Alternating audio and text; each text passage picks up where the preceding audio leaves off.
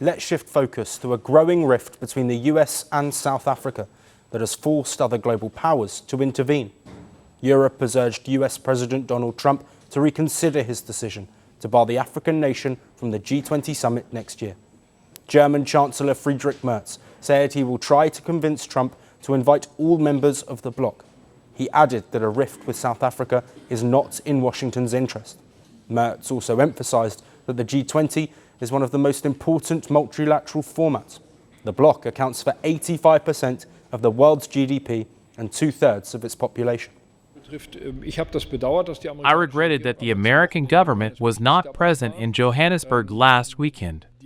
The American government is unnecessarily relinquishing influence, even in a part of the world that is becoming increasingly important. And I will try, in my conversations and meetings with the American president, until we have the G20 Summit in the United States, to convince him that it would be good to invite all members of the G20 to America, as this is one of the most important multilateral formats we still have in the world. Meanwhile, South Africa has decried what it calls Trump's misinformation-based punitive measures. South Africa defended its G20 membership, saying that its place in the bloc would be decided by other members and not just one nation. The Cyril Ramaphosa government claimed that the G20 members have privately extended their support to the country. The South African presidency's statement was in response to Trump's latest remarks. The US president said South Africa would not be invited to the G20 summit next year, which he plans to host at his own golf resort in Miami. He reiterated unsubstantiated claims of human rights abuses in South Africa, which he says target white Afrikaners. He went on to say that white people are being killed and their farms are being taken away. Trump also skipped the G20 summit in South Africa, citing the alleged white genocide. Following this, South Africa refused to hand over the presidency to a US embassy representative, insisting Washington be represented at the right level. Then a low-key foreign ministry event was organised for the handover.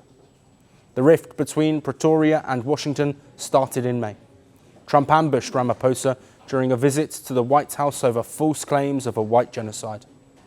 And those people in many cases are being executed. They're being executed.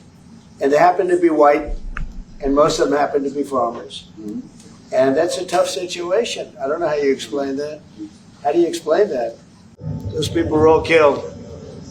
Have they told you where that is, Mr. President? No, I'd like to know where that is, because this I've never seen. And then the ties soured further over a range of domestic and foreign issues. This includes South Africa's removal from the US African Growth and Opportunity Act, which allows duty-free access to the American markets.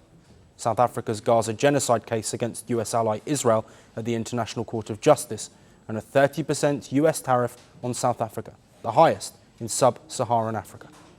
The ties between the Trump administration and the Ramaphosa government have plunged significantly. Now, can Europe's intervention salvage these ties and secure a seat for the South African president in Trump's resort?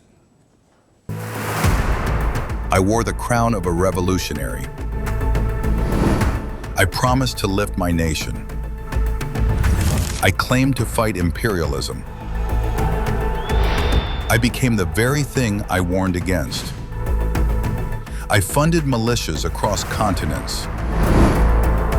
I feared my own shadow. Some called me the King of Kings. History calls me something else. The dictator. Who am I?